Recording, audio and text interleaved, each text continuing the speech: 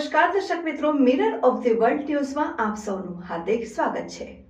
વડોદરા મહાનગરપાલિકા દ્વારા સતત 10મા દિવસે પણ દબાણો દૂર કરવાની કામગીરી હાથ ધરાઈ। શહેરના કિશનવાડી વિસ્તારમાં પાલિકાની દબાણ શાખા દ્વારા રસ્તામાં અડચણરૂપ ગેરકાયદેસર ઓટલા સહિત બાંધકામ દૂર કરવાની કામગીરી હાથ ધરાઈ।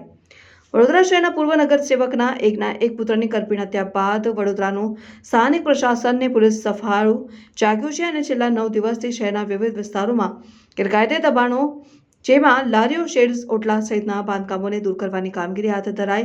લોકોના વિરોધને અવગણીને પાલિકા તંત્ર દ્વારા મજબૂતાઈથી અને તટસ્થતા સાથે દબાણો હટાવવામાં આવી રહ્યા છે, જેમાં પોલીસ પ્રશાસન સાથે રહીને કામગીરી કરી રહ્યા છે। ત્યારે આજ રોજ શહેરના કિશનવાડી વિસ્તારમાં આવેલા કિશનવાડીથી મહાકાળી સોસાયટી તરફના રસ્તે રોડ બનાવવાની કામગીરીમાં અવરોધરૂપ ગેરકાયદેસર બાંધકામ સહિતના દબાણો દૂર કરવાની કવાયત હાથ ધરવામાં આવી છે। આ દરમિયાન અહીંયા 16 જેટલા ઓટલાઓ સહિતના દબાણો પાલિકા તંત્ર દ્વારા દૂર કરવામાં આવ્યા હતા। કામગીરી દરમિયાન પોલીસ પણ સાથે રહી હતી અને પાલિકાની દબાણ શાખાના ઇન્સ્પેક્ટર કમલેશભાઈ દ્વારા વિસ્તૃત માહિતી આપવામાં આવી હતી।